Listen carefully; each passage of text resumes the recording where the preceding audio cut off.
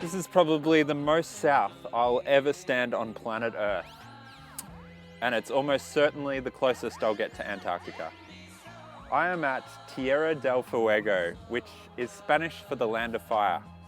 It was discovered some 500 years ago by a Portuguese explorer named Magellan, who saw dozens of bonfires built by the natives all across the landscape.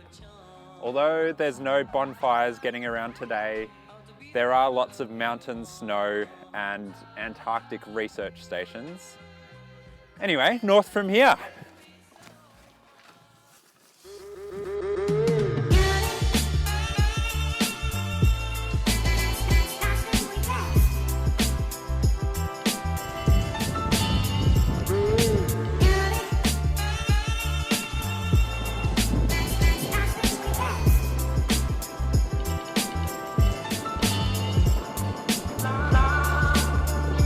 This is your captain speaking.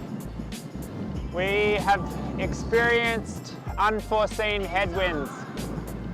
So I regret to announce that the arrival time will be about 5 hours behind schedule.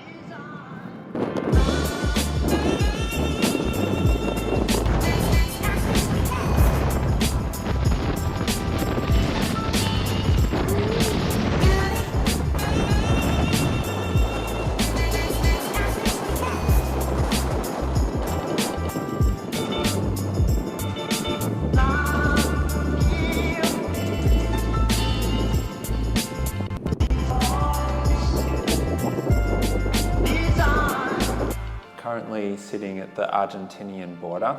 I've been riding in headwinds all day to get here. I've just had a 2-hour sleep in this waiting room and I've popped on a coffee despite the fact it's 8 p.m. Normally this next stretch of 160 kilometers is notorious for headwinds. We're talking 50, 60, 70 kilometer an hour headwinds. And I've arrived here to find out that overnight, so the next 10 hours, there's going to be almost zero wind. So I'm planning a night assault.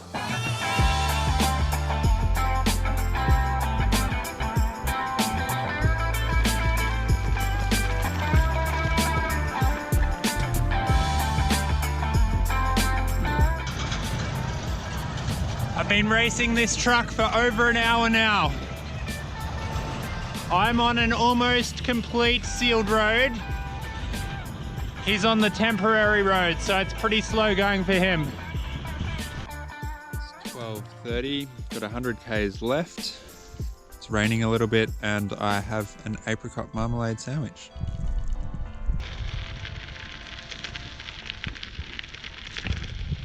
I'm a little bit annoyed at myself.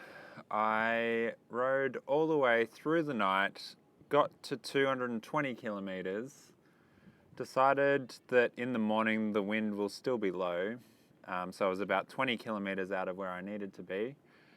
And then when I woke up this morning, the wind was crazy. So I've averaged 5 kilometers an hour for the last 20 Ks. It's been an absolute mission of a morning. We can make it all come true. We can make it all come true.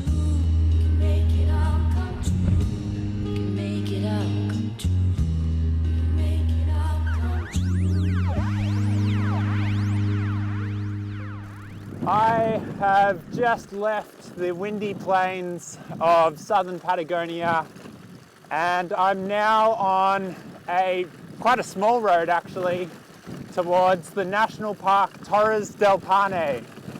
Now, this national park has been voted one of the most beautiful places in the world, so I'm sure you can imagine I'm pretty stoked. These are the makings of you, it is true.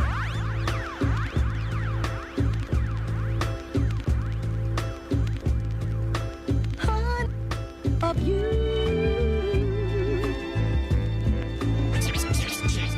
Of you.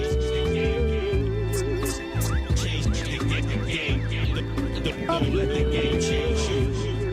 Firstly, how incredible was that ride into Torres? Every single time I rounded a corner and saw that backdrop, I just wanted to stop and take 1,000 photos. Secondly, welcome to my pleasure palace.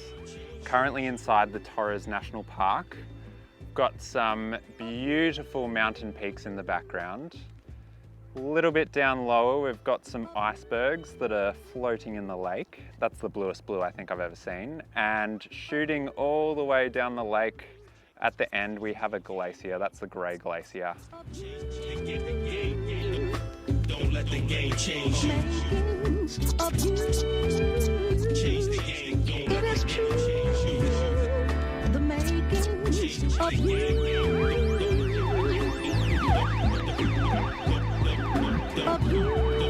Don't let the game change you. All right, day 2 hike. No trail running today. We have some unbelievable views getting on. I just want to apologise because I'm really sorry that you can't be here. This is amazing. Of you.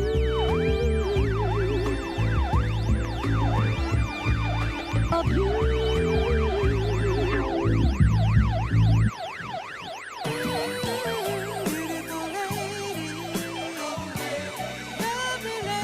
Day 3 on the hike, and it's still not disappointing. In fact, it's only getting better. I am at the top of the Torres del Paine, where there is quite the incredible view. I don't know if there are more amazing hikes to do in the world. I've racked my brains the whole way up, and the views here are just insane.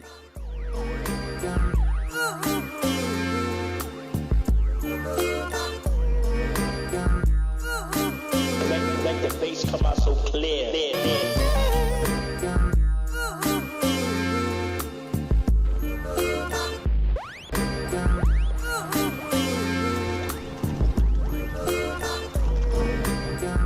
Yesterday afternoon, the weather got a little bit wild.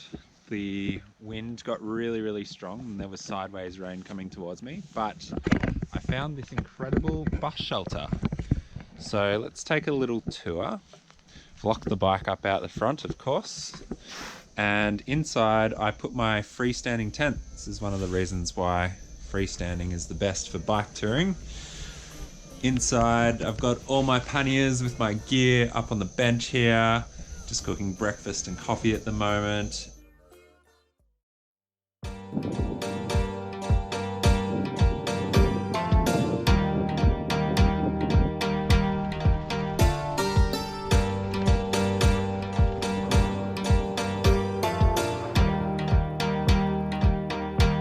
On a bike trip within a bike trip.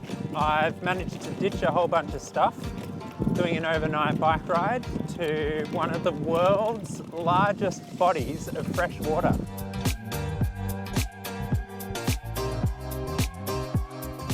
Were you expecting this? This is the Moreno glacier.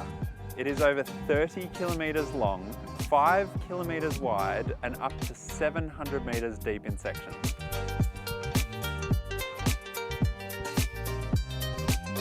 One of the coolest things about this glacier is what's called the rupture. So this is a stable glacier. That means it can grow, and it can grow all the way to this side of the lake. Then the water on the lake can fill up on one side, and eventually the water pressure gets so great that it ruptures the glacier and water and ice goes everywhere.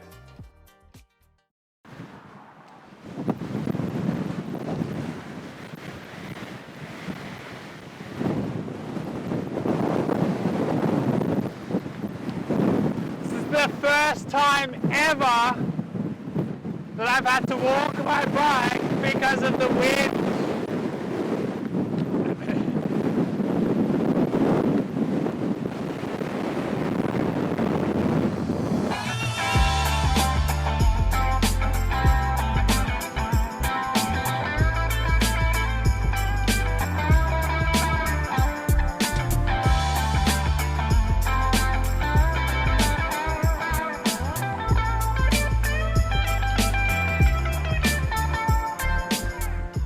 somehow this amazing backdrop has just made up for my day of cycling at walking speed.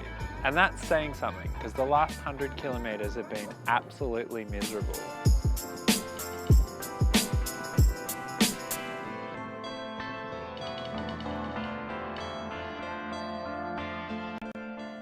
Hey guys, I'm now in El Chalten and will next tackle the famous Carretera Austral highway. Now, if you're not on a multi-year northbound trip, you're going to want to ride Patagonia in a southerly direction. I can almost guarantee you'll have tailwinds every day if you do that. If you would like to watch more videos on my bike ride to Alaska, you should subscribe to this channel. You should give this video a like. And if you would like to see more resources on bicycle touring, head over to CyclingAbout.com. Adios.